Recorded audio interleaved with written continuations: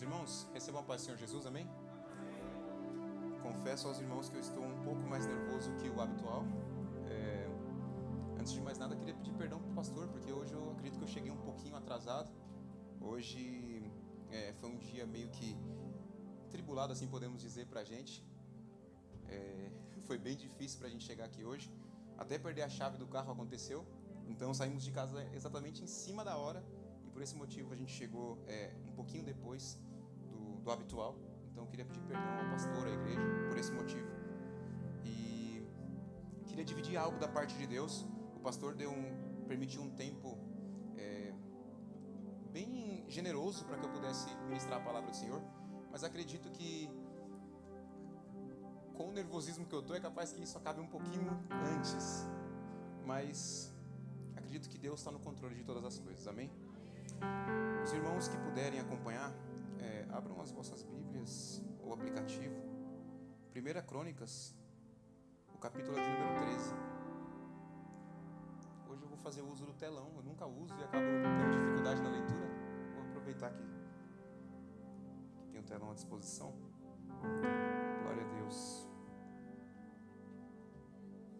Confesso aos irmãos que a palavra que Deus colocou no meu coração, ela não é extremamente elaborada com frases de efeito, a qual arrancará da boca dos irmãos o ou algo do tipo. É simplesmente a palavra do Senhor, que é pura, é eficaz e ela por si só é poderosa.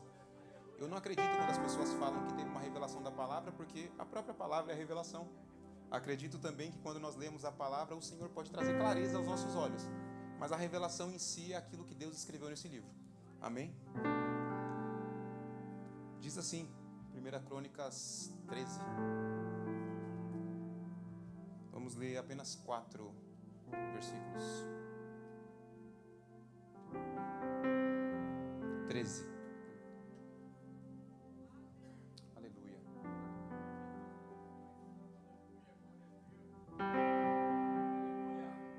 Glória a Deus. Bendito é o nome de Jesus.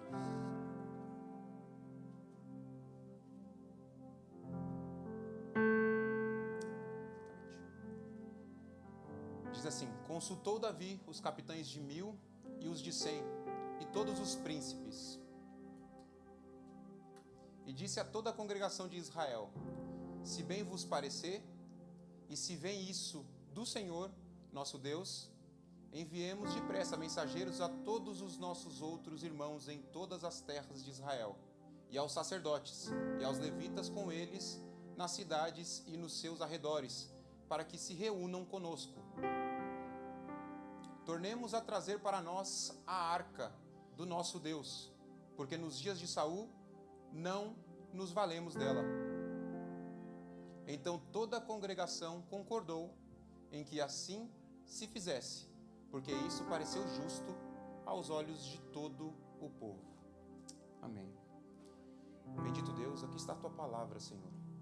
O Senhor conhece, Senhor, a minha limitação. O Senhor conhece, Senhor, a minha dependência em Ti, ó Pai. Quero declarar neste momento, Espírito Santo de Deus, que o Senhor possa guiar, Senhor, os meus lábios, para que as palavras que saiam dele venham, Senhor, do Teu altar, em nome de Jesus, ó Pai. Fala com a Tua igreja, Senhor. Por mais simples que seja a palavra, Senhor, que os corações venham receber, Senhor, em nome de Jesus, ó Deus. Amém. Meus irmãos, aqui Davi está falando com o povo de Israel, na intenção de reuni-los para que pudesse buscar de volta a arca da aliança, a aliança a qual Deus fez com o povo e era representada através da arca. Davi acabara de ser ungido rei de Judá, consequentemente rei de Israel. E a primeira intenção de Davi é trazer de volta a arca, a aliança de Deus para com o povo. E Davi, para que nós todos entendamos, Davi podia fazer qualquer outro tipo de coisa, mas a intenção dele primordial era que a presença estivesse presente em Israel. Consequentemente, para que nós todos entendamos, a arca da aliança não era só uma aliança de Deus para com os homens. A arca da aliança, ela representava a presença de Deus. Tanto que, quando a arca era posta dentro da tenda, era necessário que o sacerdote pudesse ir até ela para levar os pedidos do povo até Deus. Mas para chegar o sacerdote até o Santíssimo Lugar, antes ele entrava no átrio. E no átrio havia uma bacia onde ele podia se lavar. Ali também havia um altar onde ele podia oferecer os sacrifícios. E o interessante é que a bacia, ela era feita de espelhos das mulheres que antes ofertaram para que essa bacia pudesse ser feita. Então, quando o sacerdote ia lavar as suas mãos para poder entrar dentro do santo lugar, ele via o reflexo da sua imagem. Tudo isso, creio eu, que é proposital, para que ele pudesse ver que antes de entrar na presença do Senhor, é necessário se limpar. E assim ia o sacerdote para o santo lugar. Dentro do santo lugar havia um candelabro e ali tinha fogo. Havia também a mesa de pães, porque o sacerdócio exigia muito dos sacerdotes. Eles ficavam ali por dias e era necessário às vezes eles se alimentar dos pães sem fermento que ali havia. Havia também naquele lugar o altar do incenso, onde eles ofereciam ao Senhor o incenso que subia como um cheiro suave a Deus. Então, até ele chegar ao acesso dentro do Santíssimo Lugar, era um trajeto a qual ele percorria de santificação até que ele pudesse se encontrar com Deus. É interessante que, enquanto o sacerdote ele não chegava até o Santíssimo Lugar, ele louvava a Deus de várias maneiras. Com os olhos dele, ele louvava a Deus. Com o olfato dele, ele louvava a Deus. Com o paladar dele, ele louvava a Deus, até chegar o momento de se comunicar com Deus. Então Deus criou uma situação para que o homem pudesse louvar a Deus de todas as maneiras. Por isso a importância da Arca da Aliança. Só que Davi está querendo buscar a Arca da Aliança agora de volta para o povo de Israel, trazer de volta a presença para Israel. Por que motivo? Porque ela foi roubada. Não só roubada, os filisteus teve uma guerra com os israelitas e nessa guerra eles venceram o povo de Israel. O povo de Israel voltou correndo para suas tendas e lá se comunicaram. Por que o Senhor permitiu que nós perdêssemos a guerra? E ali eles receberam um conselho de um dos anciões. Olha, vamos pegar a Arca da Aliança e vamos levar conosco, vamos colocar ela no meio da guerra. E aqui eu vejo uma coisa extremamente, não vou dizer errada, mas eu vejo uma coisa talvez inviável a se fazer. Eles pegaram a Arca da Aliança e colocaram ela simplesmente como um amuleto dentre eles para que eles pudessem guerrear. Parece aqueles tipos de pessoa que pega a sua Bíblia, abre ela no Salmo 91 e acredita que não vai acontecer nada com a sua casa porque ali tem um amuleto que as preservam. E na verdade, a gente sabe que a presença do Senhor ela é muito mais do que um amuleto. O Senhor nos chamou não somente para que a gente usasse Ele como um amuleto na hora da necessidade. O Senhor quer ter relacionamento com a gente. E não era o que o povo de Israel estava querendo ter. Eles estavam querendo vencer a guerra. E para isso eles foram pedir ajuda da Arca da Aliança, como se fosse um gênio da lâmpada. Agora eu quero vencer, então eu necessito que você esteja aqui no meio. E colocou lá. E mais uma vez eles voltaram a perder. O inacreditável nessa história é que eles muito se alegraram quando a arca chegou. Eles vibraram de tal maneira que os filisteus ouviram do outro lado. Os filisteus, sabendo o que acontecera, disseram: como vamos fazer para vencer agora o povo de Israel? Porque agora o Deus dele está com eles. O mesmo Deus que venceu no Egito, o mesmo Deus que jogou as pragas no Egito, o mesmo Deus que trouxe a vitória para eles. O povo de fora sabia o que representava a presença do Senhor. Mas os próprios israelitas faziam da presença do Senhor algo tão pequeno que o Senhor permitiu que eles fossem derrotados novamente. No total morreu 70 mil pessoas. E a vergonha sobre Israel, ela caiu sobre Israel. Nesse momento que a arca é roubada, voltam todos para suas casas. Não todos, os que sobreviveram. E lá foram anunciar o que acontecera. Olha, perdemos a batalha, morreu muita gente, e a arca do Senhor foi levada. Essa notícia chegou até o sacerdote Eli. A notícia chegou para Eli. Eli preocupado, o que aconteceu? Ele já não enxergava. Um homem pesado, um senhor. Quando chegou a notícia para Eli, disseram para ele: Eli, a arca do Senhor foi roubada. Não só isso, os teus filhos que estavam carregando a arca, que eram homens extremamente, como eu posso dizer uma palavra para que fique leve para os nossos ouvidos. Eles eram homens que não eram tementes a Deus. Eram ladrões, eram pessoas que cometiam pecados, eram corruptos. E os filhos dele morrem. Eli, com um susto, cai para trás da cadeira, quebra o pescoço, morre. A notícia chega na nora dele, que era a esposa de um dos filhos dele que morreu na guerra. Essa mulher, assim que sabe que morreu, que a arca foi roubada, ela está grávida, prestes a dar luz a um filho. Quando ela dá luz a este filho, as pessoas dizem para ela: calma, o filho já nasceu.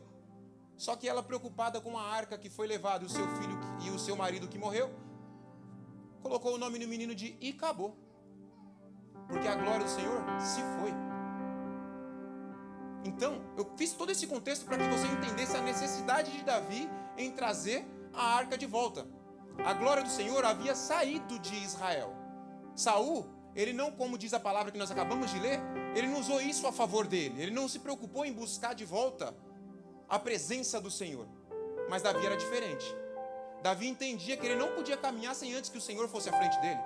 Davi sabia que antes dele dar qualquer passo, ele comunicava ao Senhor. Ele disse assim: irei eu lutar contra o povo dos filisteus? O Senhor me garante essa vitória? E o Senhor respondia a ele. Davi tinha acesso ao Pai. Não existia véu entre Davi e o Senhor. Davi falava e o Senhor respondia. Por quê? Porque o coração de Davi era de um verdadeiro adorador.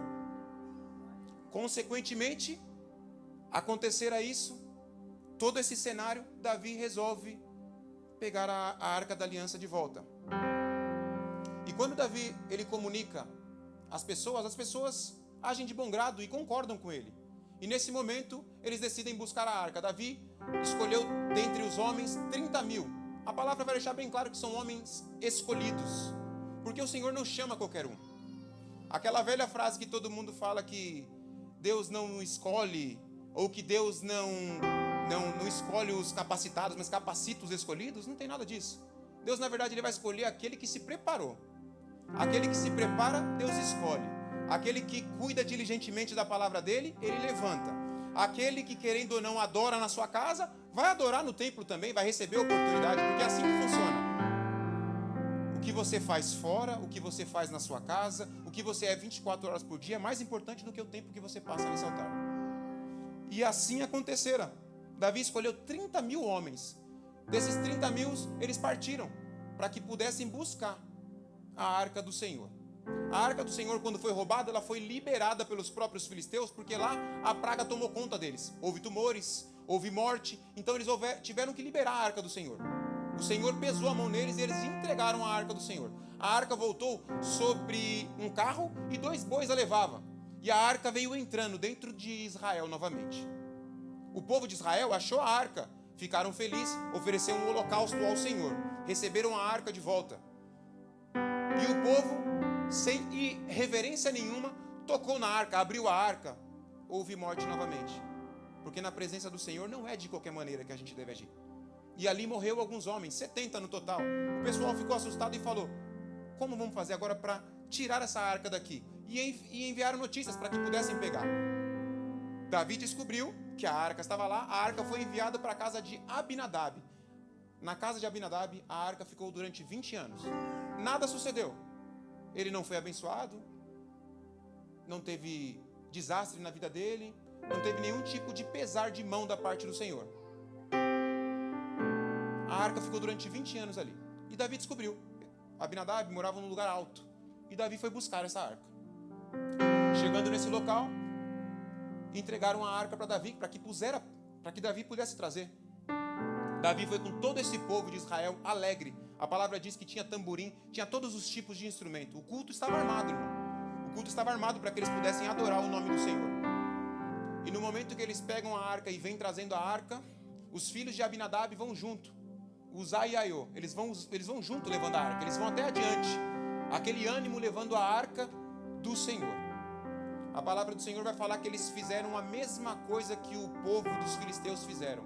Colocaram a arca do Senhor sobre 2 bois novamente. A arca do Senhor, quando foi criada, foi especificamente dito por Moisés para que a arca fosse levada pelos sacerdotes, os levitas, no ombro. Porque a palavra do Senhor a gente carrega ela aqui.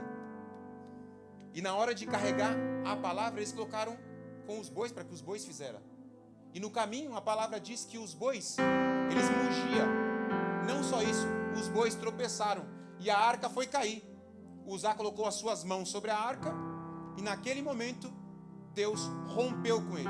Ele morreu. Aquele lugar se chama Pérez Uzá por causa desse motivo. Porque Pérez é romper. E Uzá foi rompido pelo Senhor naquele mesmo local. Ele morreu. Davi, com toda aquela festa armada, falou: Senhor, ele não gostou do que aconteceu. E antes eu enxergava essa palavra, pastor, de uma forma diferente. Eu achava que Davi tinha ficado chateado com Deus. Mas Davi percebeu ali a irreverência de Uzá por tocar na arca do Senhor. Algo sagrado. Se tratava da presença do Senhor. E na presença do Senhor não é de qualquer maneira. E ele tocou e morreu naquele local. Mas Davi, percebendo tudo o que ocorrera, falou: como que eu vou levar a arca de Deus para Israel? E às vezes a gente se comporta dessa forma. Às vezes a má notícia chega, às vezes a gente vê catástrofe em nossa frente e a gente se pergunta: será que vale a pena carregar a presença do Senhor?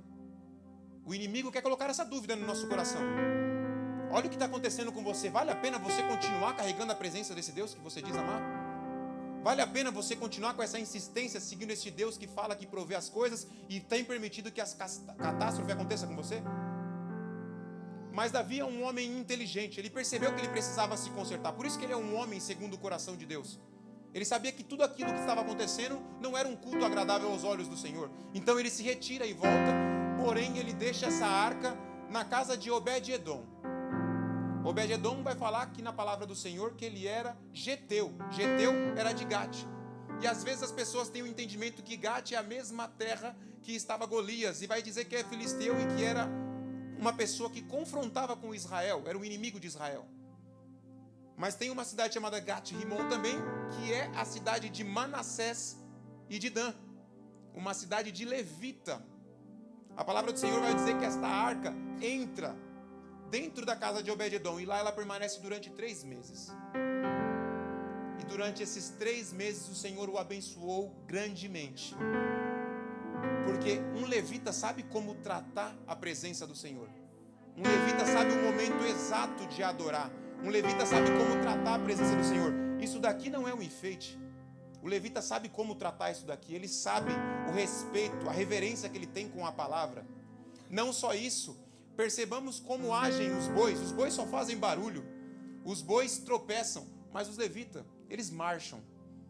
Os levitas, eles colocam a arca sobre os ombros. E assim agiu Obed-edom em todo o tempo que a arca permaneceu na sua casa. E ele foi abençoado todos os dias. Mas a notícia chegou até Davi de tudo o que acontecera com Obed-edom. Davi ficou animado com essa situação. Acredito eu que Davi deixou essa arca não somente para que Obed-edom não fosse uma pessoa importante e se viesse a morrer não faria diferença. Acredito que ele deixou ali porque ele sabia que era um levita. E um levita sabe como tratar a presença do Senhor. A palavra do Senhor fala que Davi ele volta. De novo em festa com todas as pessoas. Mas as vestes de Davi são diferentes agora. A palavra do Senhor vai falar que ele está vestido de linho fino. Vai dizer que ele está com as estolas sacerdotal. Porque é assim que tinha que se comportar naquele momento. Antes de entrar na presença do Senhor, troque suas vestes. Antes de entrar na presença do Senhor, não é com as mesmas vestes que você caminhava antes. Com as mesmas vestes sujas que você andava antes. Para entrar na presença do Senhor, é linho fino, é branco, puro. Porque o Senhor, quando Ele procura o relacionamento dele com a noiva que Ele virá buscar, Ele está sendo específico dizendo: eu quero encontrar uma noiva imaculada, sem mancha em sua roupa. E as manchas que Ele está dizendo aqui, não é simplesmente da roupa que eu e você estamos vestindo, porque o Senhor não se importa com isso.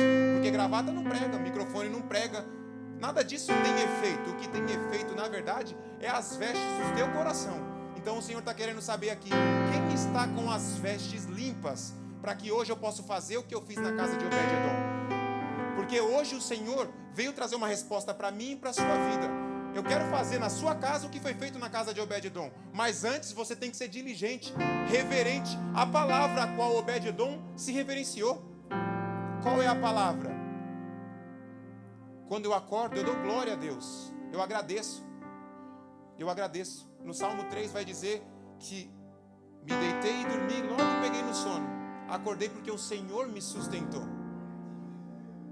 Davi entende que ele dorme e acorda porque o Senhor permite. E muitas das vezes passa despercebido aos nossos olhos. A gente levanta e vive o nosso dia como se não houvesse um amanhã. E quando percebemos, vamos nos deitar e lembramos, não orei hoje. E aí resolvemos agradecer a Deus em 5 minutos, mas está muito sono. E aí você acaba descansando, o Senhor vai entender, porque amanhã eu trabalho de novo. E assim a bênção de Obed-Edom não chega na sua casa. Não porque você tem que servir a Deus somente para que Ele te abençoe, mas Ele quer ter um relacionamento com você. Esse relacionamento foi quebrado lá atrás, pelo homem, no princípio de tudo. Mas ele foi de novo reconectado através de Jesus Cristo, nosso sumo sacerdote, que através dele nos conecta até a Deus. Então hoje, para que a bênção de Obed-Edom chegue na sua casa, eu quero vos convidar a abrir o coração de tal maneira para que a palavra do Senhor seja prioridade na sua vida. Prioridade é eu pôr no meu coração, é eu entender que é importante que eu trabalhe, é importante a minha família, é importante os meus amigos, mas nada disso é mais importante do que a presença do Pai. Nada disso é mais importante do que eu servir ao meu Deus que me chamou, que permitiu que eu abrisse os meus olhos pela manhã, o meu Deus que abriu a própria porta de emprego, o meu Deus que permitiu que eu conhecesse as pessoas a qual eu amo, o meu Deus que permitiu que eu nascesse nessa família que me apresentou a palavra. Deus falou que não tem compromisso com Ele aquele que ama mais o pai e a mãe, o irmão. Deus está deixando bem claro que não há ninguém à frente dele ou acima dele. Deus está te chamando para um compromisso hoje. Hoje é a quarta da resposta. E como eu disse para vocês, não haveria nenhuma palavra muito elaborada, não. É simplesmente a palavra do Senhor. A palavra do Senhor, ela é bem direta e reta para o seu e para o meu coração. Porque antes de eu subir aqui eu estava preocupado, mas hoje eu estou sentindo aquele arder no coração e entendi que o Senhor está falando para mim, que Ele quer compromisso de verdade. Gênesis 38, vai acontecer o seguinte: Judá, ele vai viver com uma mulher de fora de Israel, de fora dos costumes dele, fora dos costumes do patriarca, que é o pai dele, Jacó. Ele se relaciona com esta mulher, tem filhos com ela, 3 filhos no total. O seu primeiro filho, ele arruma uma mulher para ele se casar. Ele casa com essa mulher. Essa mulher, o primeiro filho dele, de Judá, morre. Essa mulher fica viúva. Segundo Deuteronômio 25, tem um levirato que obriga que o segundo irmão case com a viúva. A palavra do Senhor vai dizer assim, que este homem foi chamado para que cumprisse esse levirato, que ele casasse com a irmã, com a esposa do irmão, para que ele pudesse ter um filho com ela, e assim o nome do irmão que morreu não morresse em Israel, o nome dele continuaria vivo. A palavra vai dizer que esse mesmo homem, sabendo disso, ele não quis fazer. E ele tinha essa opção de não fazer. Porém, ele seria exposto em Israel diante dos anciões, ela poderia cuspir nele e ele receberia um nome que traria vergonha para ele, porque ele negou o levirato. Porém, esse homem, ele decide se relacionar com a mulher. Mas todas as vezes que ele se relacionava com a mulher, na hora dele poder agir para ter o filho, a palavra diz que ele jogava o sêmen em terra. O que eu estou querendo dizer com isso? E Deus fala fortemente ao meu coração, que muitos querem relacionamento, mas não querem compromisso. Porque relacionamento e compromisso são coisas diferentes. Hoje eu amo, me relaciono com você e eu estou saindo fora. Hoje eu estou trocando uma ideia com você e eu estou saindo fora. Compromisso é totalmente diferente. Compromisso é, que horas que eu tenho que estar? Estarei lá primeiro. Que horas que eu tenho que te encontrar? Te encontrarei lá. O que você quer de mim? Vou fazer para você. Deus está querendo compromisso com a gente. É isso que Ele está falando nessa noite. Ele está querendo que, assim como Obed-Edom era diligente com a palavra dele, tinha compromisso com a palavra dele, que nós sejamos dessa maneira, que nós não sejamos pessoas que só querem se relacionar quando as coisas nos convêm. Porque muitas das vezes nós queremos tomar prazeres momentâneos. E é assim que o inimigo ele se apresenta para a gente, com esses prazeres momentâneos. Ele apresenta prazeres momentâneos, a gente cai nesse deslize e depois não temos um relacionamento adequado com Deus. A palavra do Senhor vai dizer que Jó, ele se desviava do mal. Você acha que a aparência do mal, ela realmente é má? Ela não é má. O inimigo vai sempre se apresentar para a gente de uma maneira agradável aos nossos olhos. O inimigo vai sempre se apresentar de uma forma que vai trazer aos nossos olhos uma vontade de tomar isso que ele está apresentando. Essa mesma família que eu vos disse agora, no Gênesis 38, Judá morre seus filhos, a mulher fica viúva, a nora dele, e ele manda ela embora. A nora vai para casa. E depois que a nora fica em casa muito tempo, morre a esposa de Judá também. Judá agora também é viúvo. A palavra vai dizer que Judá está andando para apacentar as ovelhas, tosquear as ovelhas, e neste caminho a sua nora fica sabendo que Judá vai passar. E aí ela vai se pôr no caminho de Judá vestida de prostituta. E ali ela se veste desta maneira, passa a Judá, gosta dela, e ali ele decide se relacionar com ela. E ali começa uma conversação, porque é isso que o inimigo faz. O inimigo está querendo negociar a nossa identidade. Ali começa uma negociação, e ela fala assim para ele: olha, o que você me dá para me deitar com você? E ele falou: eu te dou um bichinho meu, eu te dou um cordeiro. E ela vai dizer assim: tudo bem, mas cadê? Ele falou: quando eu voltar eu entrego. Então ele vai e decide se relacionar com ela, mas ela falou assim: mas antes você vai ter que me deixar alguma coisa para ter certeza que você vai voltar. E ele deixa o cordão dele, ele deixa o cajado dele, e ele deixa uma espécie de carimbo, um anel que carimbava. Era algo que nem todo mundo tinha naquela época. Judá era um homem privilegiado, porque ele vinha de um patriarcado muito forte. Aqueles homens naquela época, como príncipes, tinham essa assinatura. Aquelas mesmas igual de carta, quando você vai e pressiona uma vela e fecha a carta. E ele negociou. Tudo aquilo era a identidade de Judá. Tudo aquilo mostrava que Judá era um homem escolhido. Tudo aquilo mostrava que Judá era um pastor de ovelhas. E ele decide se relacionar com essa mulher. Se relacionou com a mulher. A palavra vai dizer que essa mulher volta para sua casa. E lá ela se troca. E ali eu entendi o que o Senhor queria falar. O mal, ele nunca vai vir vestido da maneira que ele realmente é. Porque a roupa que ela tinha na sua casa era roupa de viúva. E viúva representa a morte. O diabo nunca vai se apresentar como morte para você. O diabo vai sempre se apresentar na sua vida como de uma maneira agradável, que os seus olhos vai criar cobiça. E hoje o Senhor está vindo nos alertar com essa palavra, uma simples palavra, talvez dura palavra, mas para que a gente abra os nossos olhos, para que nós possamos nos relacionar com Ele, da maneira que Obed-edom se relaciona, da maneira que o próprio Jó, que eu acabei de citar, se relaciona, fugindo da aparência do mal. Não só isso, sendo reverente à palavra do Senhor. Queria convidar os irmãos para ficarem de pé, para a gente fazer uma oração, para que o Senhor, em nome de Jesus Cristo, abra os nossos olhos de uma maneira tal a qual a gente não venha, mas criar dúvida em nosso coração da maneira de nos comportar diante da presença dEle. Há um louvor que diz: o que fazer quando Ele vem? E muitas das vezes eu me perguntei a mesma maneira para o Senhor: Senhor, o que fazer quando o Senhor está presente? Muitas das vezes eu não sei como me comportar. Muitas das vezes eu não sei como me comportar, porque o Senhor me toma de uma alegria e eu não sei como me comportar. Mas nessa mesma palavra que eu estou dizendo para você, quando Davi vai buscar a arca, ele volta pulando com toda a sua força, a palavra vai dizer. Ele volta dançando com toda a sua força. O Senhor não está te pedindo mais do que isso, não, irmão. Ele está pedindo para que você realmente se alegre na presença dEle. Porque Deus não criou o homem simplesmente para que ele ficasse em vão nessa terra, não. Deus criou para que se relacionasse com Ele. Nós temos um Deus que nos criou, e não só isso. Como aqui foi dito, Ele nos chama de Pai. É totalmente diferente de apenas uma criação. Nós somos filhos por intermédio de Jesus Cristo. Então eu quero vos chamar para uma oração, para que Deus possa introduzir essa palavra no nosso coração, para que nosso comportamento seja moldado segundo a vontade dEle, em nome de Jesus. Soberano Deus, aqui está a Tua palavra, Pai. Obrigado, Jesus, porque mais simples que tenha sido esta palavra, Senhor, o Senhor fez arder o meu coração novamente, ó Pai. O Senhor sabe a preocupação que eu subi neste altar, Senhor, pois muito foi o levante, Senhor, durante este dia, Senhor, para interromper que aqui eu estivesse, Senhor. Mas como o pastor disse, o Senhor não se agrada de quem volta para trás, ó Pai. Eu pus a mão no arado, Senhor, e eu já não olho mais para trás.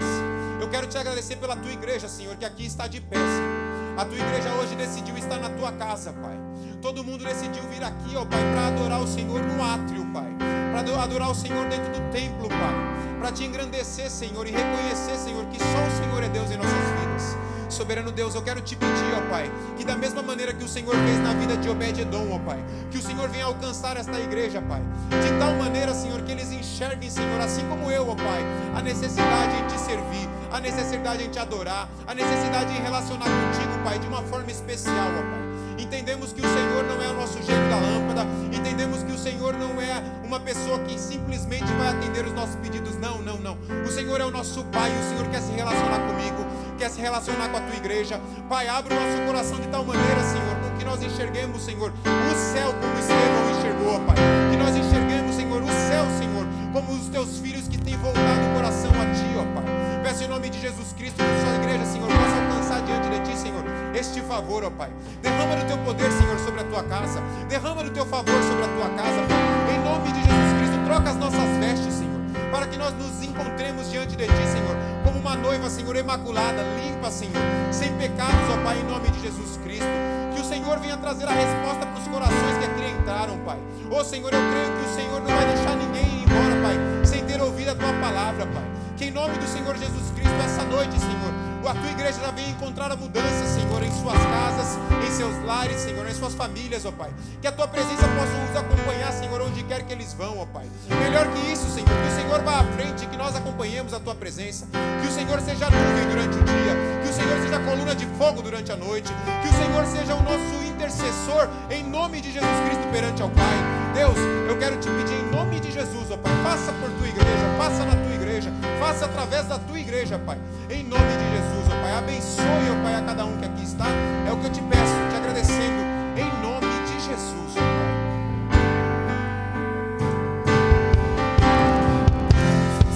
Bem-vindo, nós te desejamos outra